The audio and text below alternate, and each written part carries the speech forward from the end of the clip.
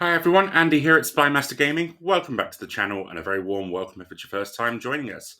In today's video, I'm going to be giving a bit of a hands-on review of Warhammer The Old World, based on the first 1000 point game I played at my friendly local game store, Worcester War Games. Thanks to them for hosting us.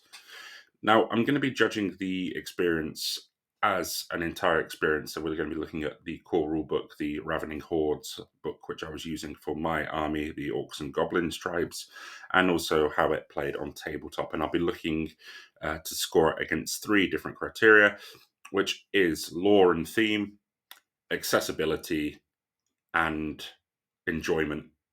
Those are the 3 things that I'll be judging it against out of 10, and then I'll try and come up with an average for the actual overall score.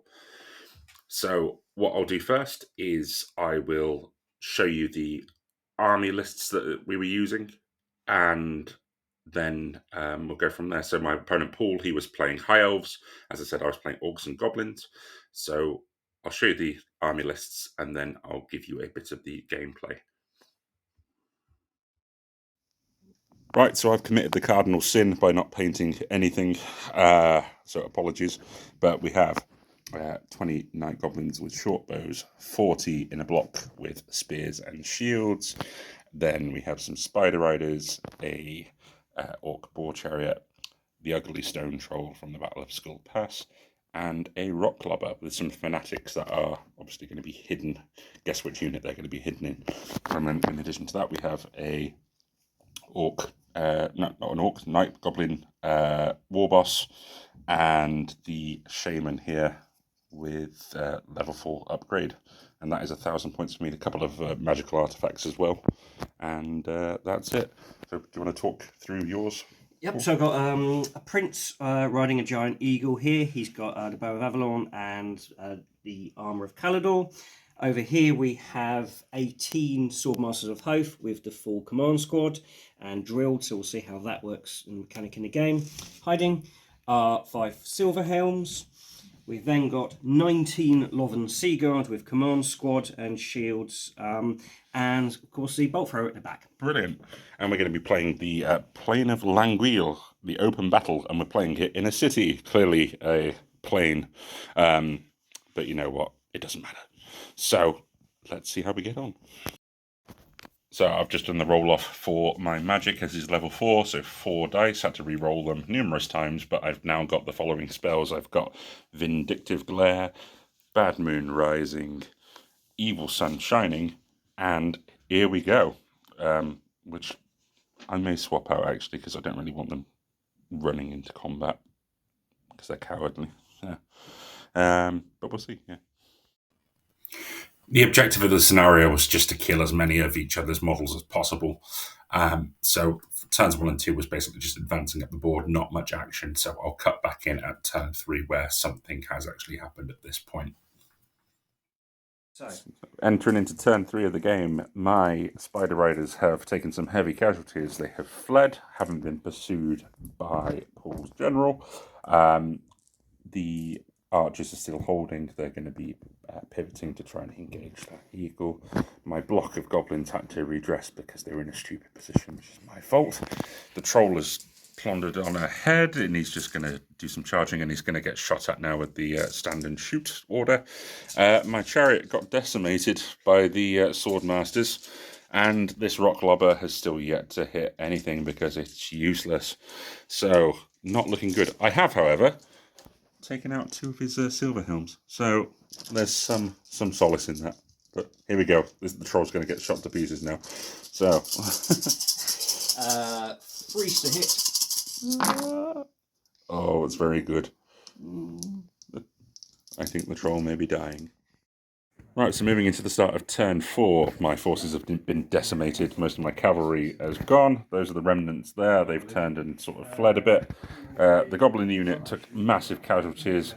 from itself, because the Fanatics got unleashed and damaged itself, but also it got pummeled by the bolt thrower, which took out about 10 of them. The other Fanatic still lives. Hopefully he'll take out the Sword Masters on the next turn.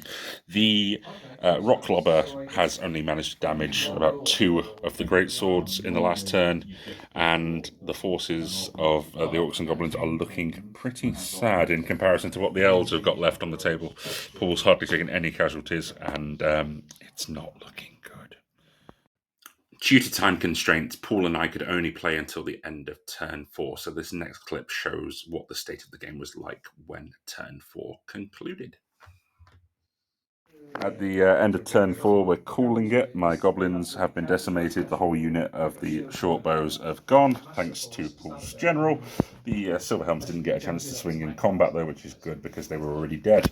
My unit of spearmen, they lost more from the shooting of the bolt thrower, and my rock clubber did nothing. So they've performed as well as I'd have expected Orcs and Goblins to perform.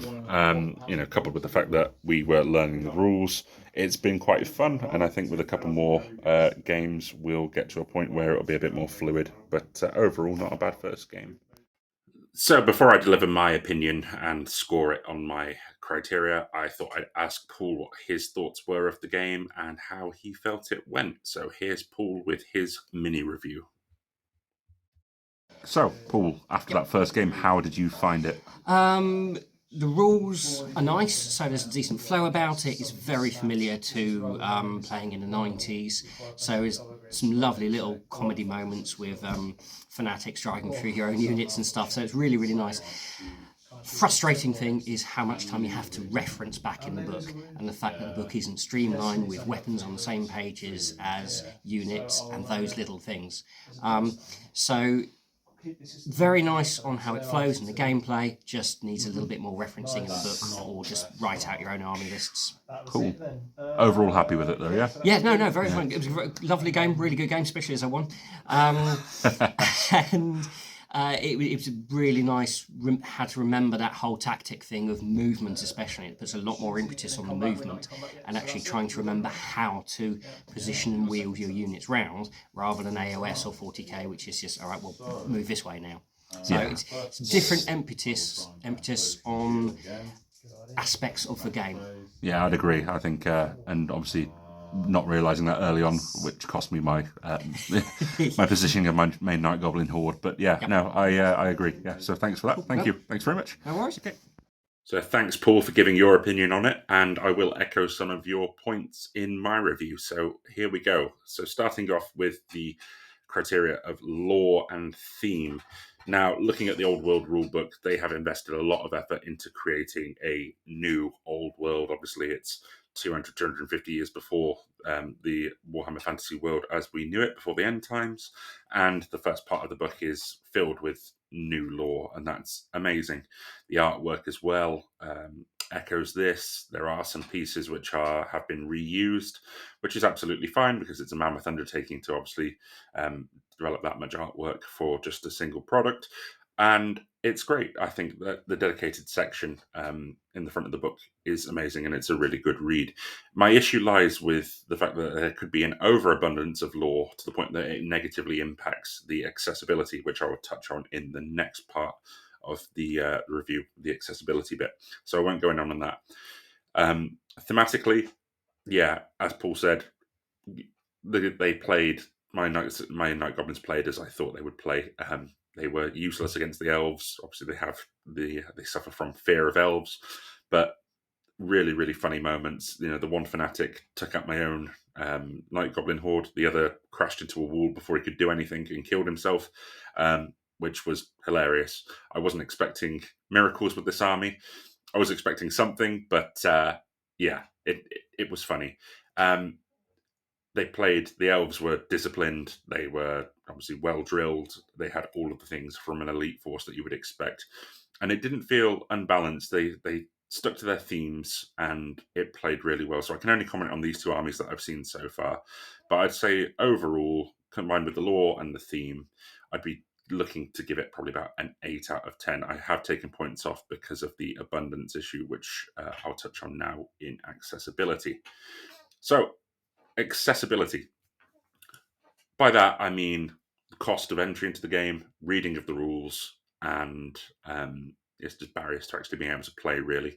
So if we look at price, so this is a big one for me. Now, having come from or moved on to other rank and flank systems and other game systems where rules are usually free or significantly cheaper than this, I spent the best part of £70 on 2 rule books, which was quite a lot to stomach going back to that. Case in point, you can buy an army and a rule book for Kings of War, an alternative rank and flank game, for a similar price, maybe not much more, and you've got a full army. Well, not a full army, but a starter army and the rule book. So just paying that for the rules was, I know it's nostalgia, but if we're basing nostalgia just on big costs, then it doesn't feel like good nostalgia. So there's that there. Reading, as Paul mentioned, the referencing, these rule books are not written in an intuitive way. The amount of referencing and time spent referencing. We played 4 turns of the game, and it took probably about 2.5 hours to get to turn 4 with a 1,000 point army. And a lot of that time was just spent back and forth. Where are these rules? Paul actually had post-it notes and tabs in his rule book for ease of referencing, which was a very smart idea. Had he not done that, I'd hate to think how much time we would have spent referencing, in addition to the time that we did spend. It's frustrating. The mental load of a game, whereas Warhammer Fantasy, yes, it was a complicated game. Going back to the level and granularity of the special rules, like 75 special rules, is still a hell of a lot. And yes, I hope it will come with time and I will remember it in time. But the initial experience of it, it's draining. It really is. The fact that the rules are split across 2 books as well, and potentially will be split across 3 books when the elves and the orcs get their arcane battle tomes. That is very off-putting. I have made the argument to my gaming group that the Ravening Hordes and the Forces of Fantasy books are superfluous to requirement. I honestly think that they should have just stripped all of the stuff out and put them in individual battle tomes, or put the stuff from the battle tomes in it. Looking back, for example, say at the Warhammer Fantasy 8th Edition Codex, the Orcs and Goblins army book, was the best part of 300 pages, or nearly 300 pages. And with what we would see from the section in the Ravening Hordes, which is about 35 pages, coupled with the Arcane Battle Tome, we are still going to be coming up significantly short of that 300 pages, which makes me think that middle book, the Ravening Hordes, isn't necessary. I'd be really interested to see if you agree with me or disagree with me. Let me know in the comments down below. That's just my opinion, but to me that is a £30 book, which I am a bit bitter at having to pay for. I think the fact that some of the army lists, obviously the legacy armies were all PDF.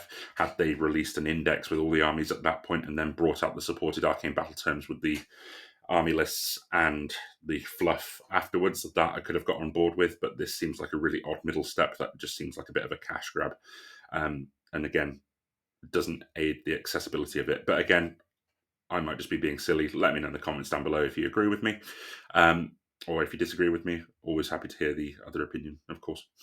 So there's that element there. Yeah, so we've got those 2 elements, the cost and the actual, it's not very intuitive in terms of actually reading the rules. The issue isn't even the rules either, because it is a good rule set. It's just written in a profoundly inaccessible way. And again, having this discussion locally where people have said, well, this is how it used to be done. I said, yeah, I appreciate that. Again, we're looking at nostalgia, but nostalgia doesn't have to be blindly adhering to the template that was. Nostalgia can also innovate and build upon what was there and still remain nostalgic. It doesn't have to be a carbon copy. And I think that's where they've really missed a trick. I mean, if we look at, say, the Age of Sigmar rule books, where they've used, say, the columns at the side to flesh out individual special rules. They've used boldening of words so it's easier to read and scan for. None of that is present in this rulebook. It seems like they've taken a step back. And where I said about the abundance of lore as well, you've got some columns which have a paragraph of text in like that at the side of the page. It's in a lot of dead space, and it could be, say, just a bit of information about a random Empire warband that you don't really care about, but that could be a way to explain a rule in better detail with an example. Again, use boldening, and I feel that's where they've used lore incorrectly.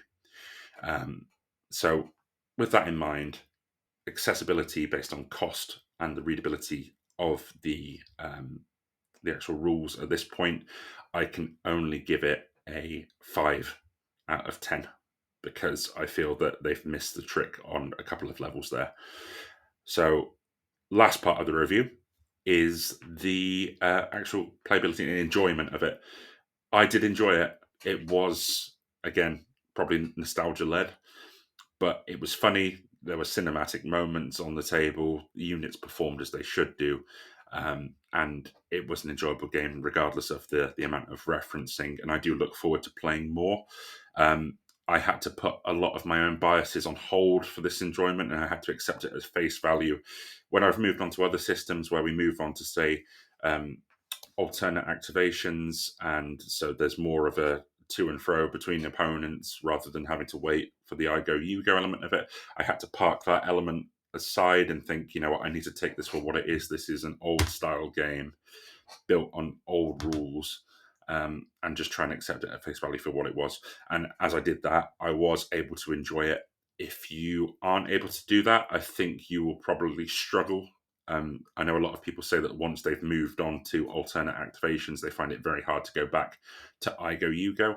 But if you can park it aside and overcome that sort of mental barrier to go back to it, it is enjoyable. It's funny. Units have their own little quirks, and while there is some time waiting, it was bearable, and I still enjoyed it. So, from an enjoyability perspective, I would probably give it a 8 as well. So, all in all, we're looking at an average of, if I do quick mental maths here, it's 7 out of 10 for those 3 different criteria.